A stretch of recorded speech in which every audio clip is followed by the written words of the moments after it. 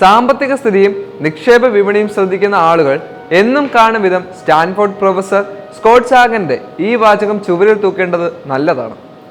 മുൻപൊരിക്കലും സംഭവിക്കാത്ത കാര്യങ്ങൾ എപ്പോഴും സംഭവിച്ചുകൊണ്ടേയിരിക്കും. ആശ്ചര്യജനകമായ സംഭവങ്ങളുടെ പഠനമാണ് ചരിത്രം. എന്നാൽ നിക്ഷേപകരും സാമ്പത്തിക വിദഗ്ധരും അതിനെ ഭാവിയെക്കുറിച്ച് തെറ്റുപറ്റാത്ത നിർദ്ദേശങ്ങൾ നൽകുന്ന ഒരു മാധ്യമമായിട്ടാണ് കണക്കാക്കുന്നത്. ഇതിലെ വിരോധാഭാസം നിങ്ങൾ കാണുന്നില്ലേ? ഇതിലെ പ്രശ്നം നിങ്ങൾക്ക് മനസ്സിലാകുന്നുണ്ടോ? സാമ്പത്തിക ചരിത്രവും നിക്ഷേപ ചരിത്രവും അറിയാവുന്നത് വളരെ നല്ലതാണ്. ചരിത്രം നമ്മുടെ പ്രതീക്ഷകളെ അളക്കാനും തെറ്റുകൾ പറ്റാവുന്ന ഇടങ്ങൾ മനസ്സിലാക്കാനും സഹായിക്കുകയും പ്രാവർത്തികമാക്കാവുന്ന കാര്യങ്ങളെക്കുറിച്ച് സമാന സൂചന നൽകുകയും ചെയ്യുന്നുണ്ട്. എന്നാൽ അതിനെ ഒരു കാരണവശാലും ഭാവിയുടെ ഭൂപടമായി കാണാൻ പാടില്ല.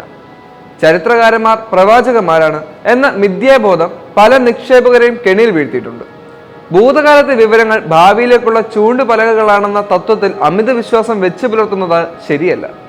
പ്രത്യേകിച്ച് പുതിയ കണ്ടുപിടുത്തങ്ങളും മറ്റു പുരോഗതിയുടെ ആവശ്യ ഘടകങ്ങളാകുന്ന ഇത്തരം വിഷയങ്ങളിൽ. എന്നാൽ നിക്ഷേപകരെ ഇക്കാര്യത്തിൽ കുറ്റപ്പെടുത്താനാകില്ല. നിക്ഷേപത്തെ തത്വങ്ങളിൽ അധിഷ്ഠിതമായ ഒരു ശാസ്ത്രമായി കാണുകയാണെങ്കിൽ ചരിത്രം ഭാവിയിലേക്കുള്ള ഏറ്റവും മികച്ച മാർഗനിർദ്ദേശങ്ങളായിരിക്കണം. ഭൂഗർഭശാസ്ത്രജ്ഞന്മാർ അനേക ലക്ഷം വർഷത്തെ ചരിത്രരേഖകൾ പരിശോധിച്ച് ഭൂമി എങ്ങനെ പെരുമാറും എന്നതിനെപ്പറ്റി നിഗമനങ്ങളിൽ എത്തുന്നുണ്ട്. അന്തരീക്ഷ പഠനം നടത്തുന്നവരും അത് തന്നെ ചെയ്യുന്നുമുണ്ട്. എന്നാൽ നിക്ഷേപം എന്നത് അപ്രകാരമുള്ള ഒരു തത്വാധിഷ്ഠിതമായ ശാസ്ത്രമല്ല. വലിയൊരു ആൾക്കൂട്ടം പരിമിതമായ പ്രാവർത്തികമായ വെച്ചുകൊണ്ട് നടത്തുന്ന വിശകലമായ ചില തീരുമാനങ്ങളാണ് ഇതിൽ ഉൾപ്പെടുത്തിയിട്ടുള്ളത്. ഈ തീരുമാനങ്ങൾ അവരുടെ സൗഖ്യത്തെ സാരമായി ബാധിക്കുന്നുണ്ട്. ചിലപ്പോൾ മിടുക്കന്മാരായ ആളുകളെ പരിഭ്രാന്തരും ആർത്തിമൂത്തവരെ മനോവിഭ്രാന്തിയിൽ അകപ്പെട്ടവരുമാക്കി തീർക്കുകയും ചെയ്യുന്നുണ്ട്. പ്രശസ്ത ഭൗതശാസ്ത്രജ്ഞനായ റിച്ചാർഡ് ഫെയർമാൻ പറഞ്ഞിട്ടുണ്ട്, ഇലക്ട്രോണുകൾക്ക് വികാരങ്ങൾ ഉണ്ടായിരുന്നുവെങ്കിൽ ഭൗതിക ശാസ്ത്രം എത്ര വിഷമകരമായിരുന്നു. ഓർക്കുക, നിക്ഷേപങ്ങൾക്ക് വികാരങ്ങളുണ്ട്. ഒട്ടുമുക്കാലും നിക്ഷേപകർക്ക് തീർച്ചയായും ഉണ്ട്. അതുകൊണ്ട് അവരിൽ ചിലർ പണ്ട് ചെയ്തതിനെ അധികരിച്ചുകൊണ്ട് ഇത് ചെയ്യാൻ പോകുന്നത് എന്താണെന്ന് പ്രവചിക്കുകയും സാധ്യമാണ്. സാമ്പത്തിക ശാസ്ത്രത്തിന്റെ ആധാരശില വസ്തുക്കളുടെ അനിവാര്യ മാറ്റത്തിലുള്ള വിശ്വാസമാണ്. ഇതിന്റെ കാരണം ലോകത്തെ നിയന്ത്രിക്കുന്ന അദൃശ്യ ഹസ്തത്തിൽ നിന്നും ഒരു കാര്യവും പരിമിതമായ കാലയളവിൽ വളരെ നല്ലതോ വളരെ മോശമായ കാര്യം ഇരിക്കുന്നത് ഇഷ്ടമല്ല. മിസ്റ്റർ വിപണി എങ്ങനെയാണ് പെരുമാറുന്നതെന്നും നിക്ഷേപകനായ ബിൽ ബെന്നർ രസകരമായി വിവരിച്ചിട്ടുണ്ട്. അയാളുടെ ടീഷർട്ടിന്റെ മുൻപിൽ ക്യാപിറ്റൽ അറ്റ് വർക്ക് എന്നെഴുതിയിട്ടുണ്ട്. അയാളുടെ കയ്യിൽ ഒരു വലിയ ചുറ്റികയുമുണ്ട്. ഒരു സംഗതിയും അധികം കാലം മാറ്റമില്ലാതെ തുടരുകയില്ല. അതിനാൽ നമുക്ക് ചരിത്രകാരന്മാരെ പ്രവാചകന്മാരെ കാണാനാകില്ല. പണത്തിന്റെ കാര്യത്തിൽ ഏറ്റവും വലിയ ഉത്തേജകമായി വരുന്നത് ആളുകൾ തങ്ങളോട് തന്നെ പറയുന്ന കഥകളാണ്.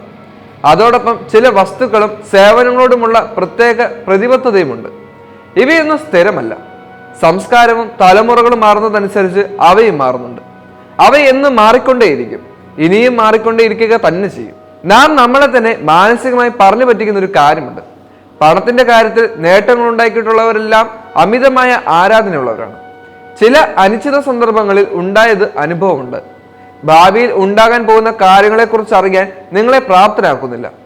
വാസ്തവത്തിൽ അത് സംഭവിക്കുന്നതേയില്ല. കാരണം അനുഭവം സ്വാഭാവികമായി നയിക്കുന്നത് അമിതമായ ആത്മവിശ്വാസത്തിലേക്കാണ്, അല്ലാതെ പ്രവചനങ്ങൾ നടത്താനുള്ള കഴിവിലേക്കല്ല. നിക്ഷേപകനായ മൈക്കൽ ബാക്നിക് ഇത് ഭംഗിയായി വിവരിച്ചിട്ടുണ്ട്. ഇതിനു മുമ്പ് അനുഭവിക്കാത്തത് കൊണ്ട് ഉയരുന്ന പലിശ നിരക്കുകൾ നിക്ഷേപകരായും പ്രതീക്ഷിക്കുന്നില്ല എന്ന വാദമാണ് അദ്ദേഹം നേരിട്ടിട്ടുള്ളത്. നിരക്കുകൾ ഭാവിയിൽ ഉയരുമ്പോൾ പണ്ട് അനുഭവിച്ചതോ വായിച്ച് മനസ്സിലാക്കിയതോ ആയ ഒന്നും തന്നെ വഴികാട്ടിയായി തീരണമെന്നില്ല എന്നാണ്